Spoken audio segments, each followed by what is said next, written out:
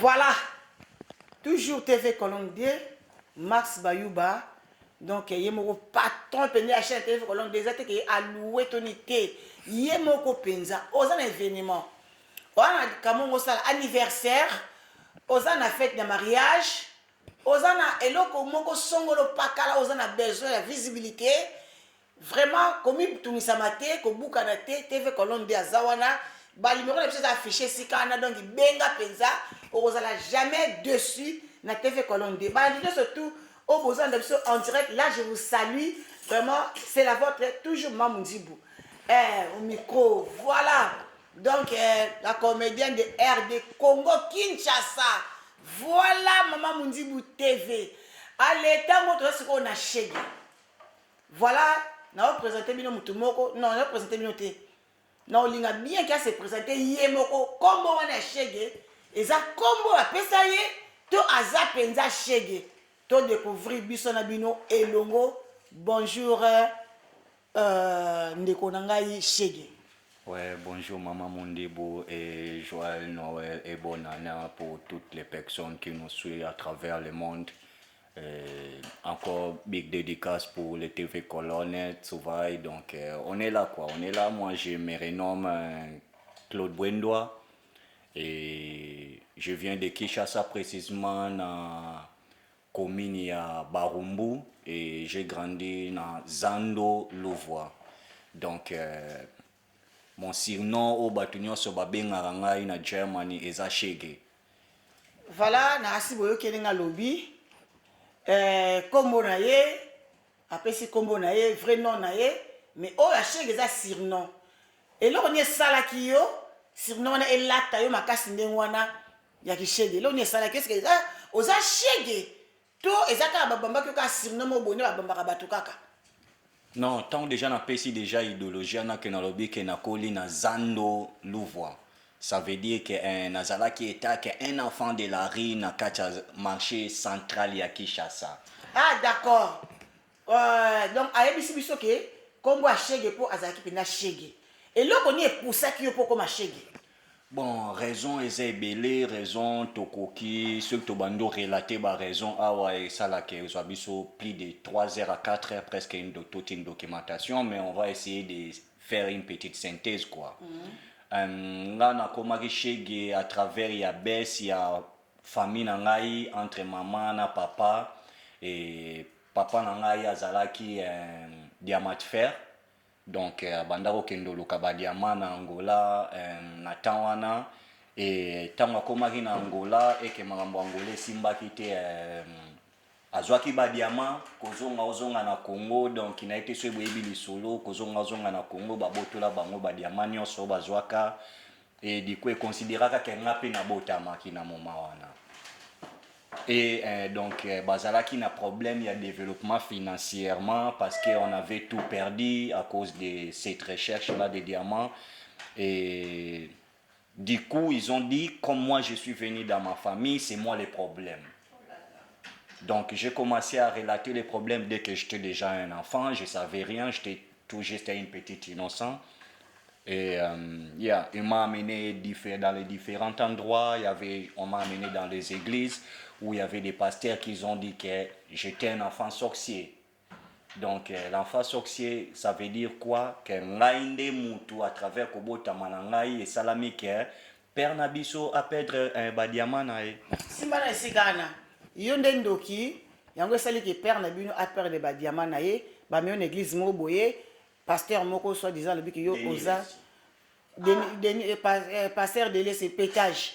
Alors bic yo nde oza Ndoki. Maman Zalaki wapi? Ouais, c'était à cause de ma mère parce qu'elle est croyante et elle part toujours à l'église pour aller prier. Et c'est à cause de ça, avec tous les effets, vous voyez, il y avait des dépressions qui étaient arrivées dans Kachanda, Konabiso, Yalibota Nabiso. Et au lieu qu'elle va orienter à mon andenge mususu, et donc du coup, maman qui n'a pas ya pasteur. Et la réaction, maman, tu as réaction, maman, et tant que maman. Oui, mais maman, elle avait voulu que ba délivrer ngai, ba sambele la ngai, pas pasteur wana, ba longola nga kindoki oya monaki, et du coup, il faut donner l'argent, et ba pesa gimbongo pas pasteur Denis Lesi tokota na maki, ba benga ngo maki to sala plus de une année na église à pasteur Denis Lesi. Retraite, une année. Yeah, ok, une année, et pas pasteur Denis Lesi, Amélie ça. Oui, oui. Parce qu'il y a le bari qui est au kozonga les sunanda côté, il fallait que tout kalawana parce que bafuta ki bambongo marambunyoso et il nous a fait une cours de prendre chaque jour de l'eau de sel comme les sabiso bama ya mungwa. Ce qui m'a pas vraiment ce qui m'a pas vraiment pu et j'avais eu mes décisions étant qu'un enfant que je puisse laisser les places là parce que c'était pas bien pour moi et c'est là où que je me suis retrouvé dans la rue.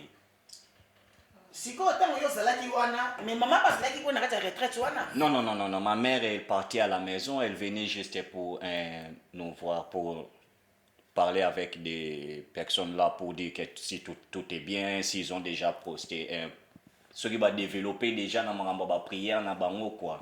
Et elle était juste pour venir pour prendre des informations. Et c'était ça que j'avais décidé que non, tikalawanate parce que bama ya mungwa et obimaki na pardon obimaki na église na âge na bimaki na église na âge ya 7 ans. Siko ntango mama moni yo ayaki komona ke arimaka ke mwana na ngai aza lisusu te mama asalaki na lukaki yo to asalaki nini? Moi j'avais eu peur hein. Et j'ai déjà quitté là où ma mère elle m'avait laissé et n'allait sur la tante yokindo luka mama donc maman nazo poser question yo te maman asaki te ko luka yo.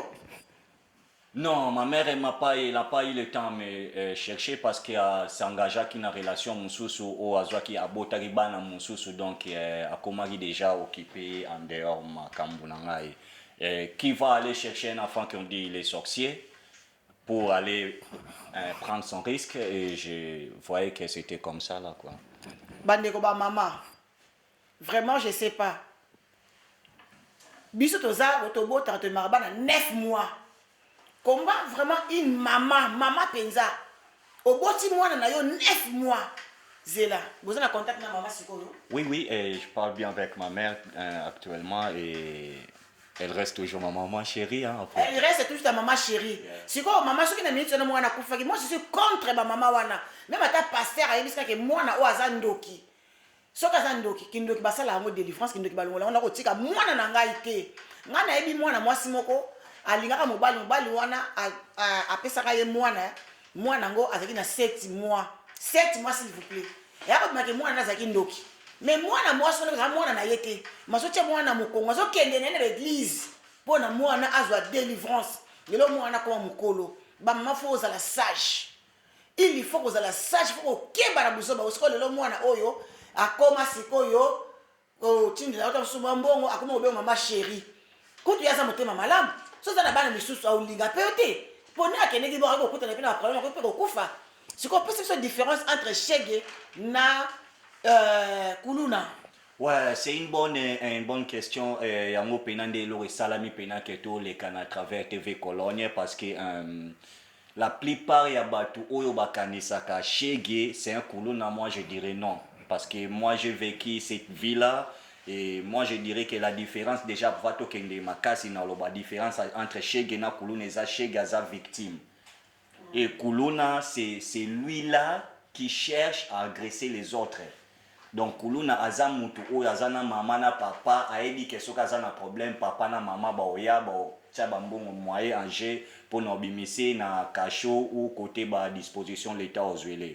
Mais Chege akobanga ko agresser yo parce que ayebi ke na simane ana mutu oyo aoya kolanda ete quoi soki ke na cachot ou soit soka koti na problème moko eza difficile donc Chege oza na facilité na problème déjà yemoko pour na roya komi bimisa na position wana quoi.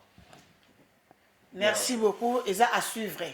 Donc na yebi ke natiki bino na posa mais bo banga na bino te. Donc voilà, à suivre. Merci beaucoup.